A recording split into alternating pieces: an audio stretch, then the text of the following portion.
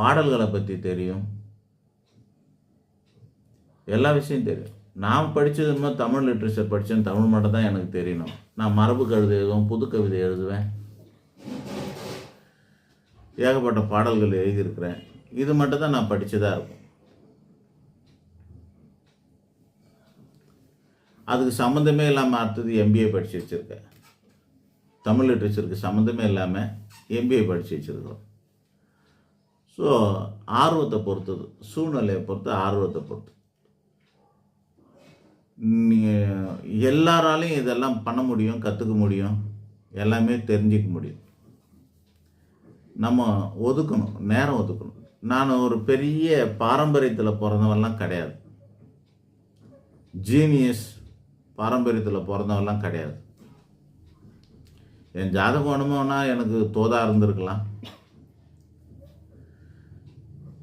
ஆன்மீக குரு கிடைக்கும் ஒரு விதி வேணும் இல்லையா? குருவை தெளிவு குருவின் திருமேனி காண்டல்னு சொல்லுவார் திருமூலர். ஒரு குருவோட திருமேனியை பார்க்கறதுக்கு புண்ணியம்னு சொல்கிறாரு, ஞானம்ன்றார். தெளிவுனா ஞானத்தை குறிக்கும். அந்த ஞானம் கிடைக்கணும்னா புண்ணியம் இல்லாமல் எப்படி கிடைக்கும்? அவரோட வார்த்தையை கேட்கறது, அவரோட உருவத்தை சிந்திக்கிறது. அதனால தான் அவர் படத்தெல்லாம் நாங்கள் மாற்றிங்க. மனுஷன் உயிரோடு தான் இருக்கார், எங்கள் குருஜி ஒன்றுமே உயிரோடு இருக்கார். உயிரோடு இருக்கிற அவரோட உருவத்தை வச்சு பூஜை பண்ணுறோம், பார்க்குறோம். இந்த மரியாதை எல்லாருக்கும் வரணும். குரு கிடைக்கணும், அந்த குருவை வணங்கணும். அப்போ தான் நமக்கு புண்ணிய பலம் சேரும். இது அடிப்படை.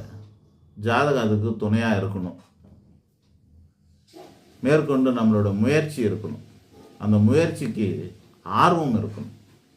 முயற்சிக்கு ஆர்வம் இல்லாமல் முயற்சி பண்ணிங்கன்னா பிரயோஜனம். அந்த முயற்சி வெற்றி அடையாது.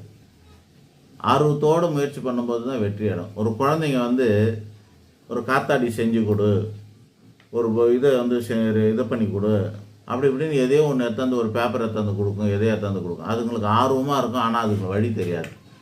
நமக்கு அது செய்ய தெரியும், ஆனால் அதில் நமக்கு ஆர்வமே இருக்காது. இப்போ பாருங்க, ஆர்வம் ஒரு ஆள்கிட்டையும் நாலேஜ் ஒரு ஆள்கிட்டே இருக்குது. அதுக்கு அந்த குழந்தைகளுக்கு பாவம் ஆர்வம் இருக்குது, நாலேஜ் இல்லை. இதுதான், இது ரெண்டும் சேர்ந்து இருக்கிறவன் முயற்சி பண்ண போகிறான். ஆர்வமும் இருக்கிறவன், அறிவும் இருக்கிறவன் முயற்சி பண்ணான்னா எல்லாமே சித்தியாகும். நன்றி, வணக்கம்.